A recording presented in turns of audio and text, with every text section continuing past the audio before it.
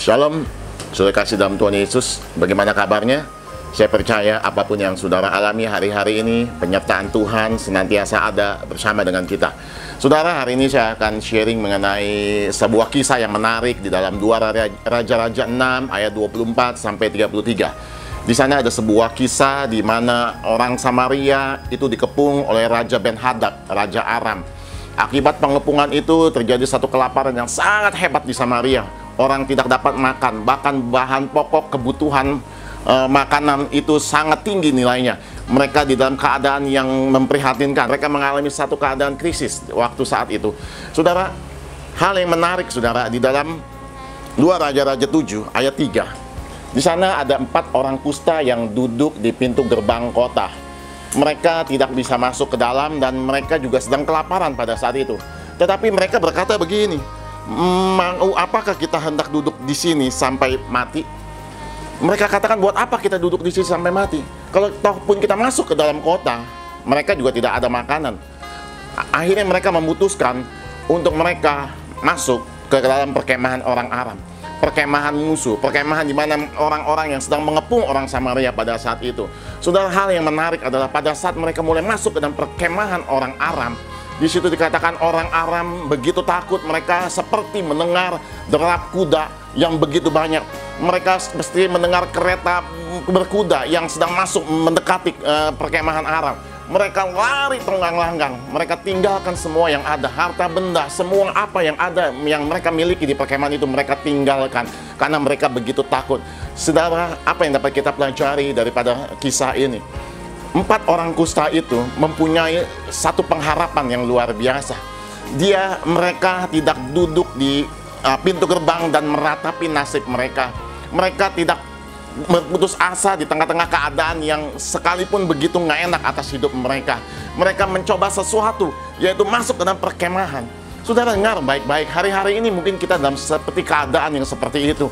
Kita seolah-olah di dalam satu keadaan yang nggak ada jalan sepertinya. Tetapi saya hanya mau katakan hari ini, jangan pernah berputus asa, jangan pernah menyerah. Keempat orang kusta ini tidak menyerah, dia tidak pasrah, dia tidak merenungi nasibnya, dia tidak hanya duduk diam, tetapi dia berusaha untuk melakukan sesuatu yang belum pernah dia lakukan sebelumnya.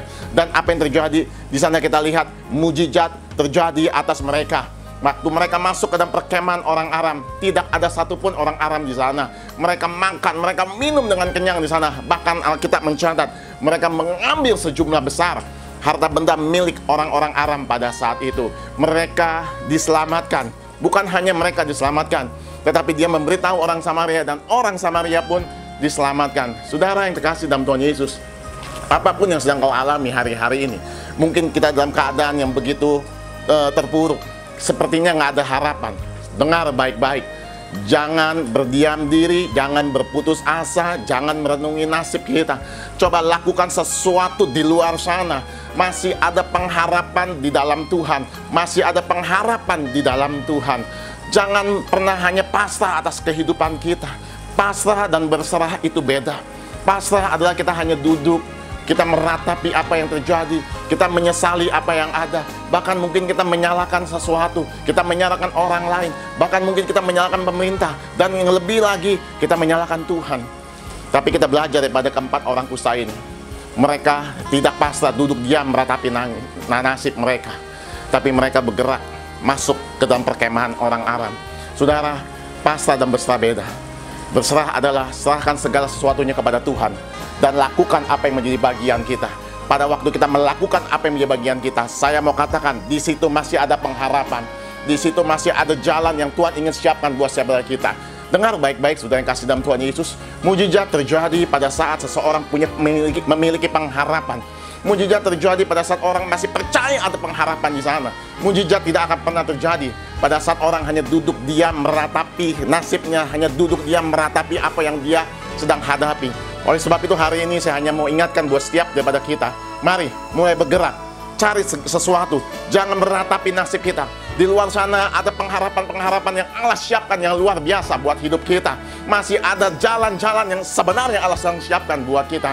Hari ini di dalam keadaan pandemi COVID-19 ini, mungkin sepertinya tidak ada pengharapan. Tapi dengar, masih ada pengharapan di dalam Tuhan. Dan pengharapan di dalam Tuhan tidak pernah mengecewakan kita. Dia Allah yang sanggup memenuhi setiap keperluan kita.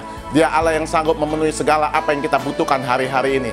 Yang Tuhan sedang lihat adalah pengharapan. Apakah masih ada pengharapan di dalam hidupmu? Apakah masih ada sesuatu daya juang yang kau miliki hari-hari ini? Jangan pernah berdiam. Jangan pernah meratapi nasibmu. Keluar, lihat, ada sesuatu yang besar yang Allah sedang siapkan dalam kehidupan kita. Roma 12 ayat 12 berkata, bersukacitalah di dalam pengharapan, sabarlah di dalam kesesakan, dan bertekunlah di dalam doa. Karena Tuhan sedang menyiapkan sesuatu yang dahsyat buat setiap kehidupan kita. Di tengah-tengah masa yang seperti sekarang, di mana orang sedang mengalami hal-hal yang tidak baik, biarlah kita nyatakan kemuliaan Tuhan melalui setiap apa yang kita boleh terima di dalam pengharapan kita bersama dengan Tuhan. Tuhan berkati.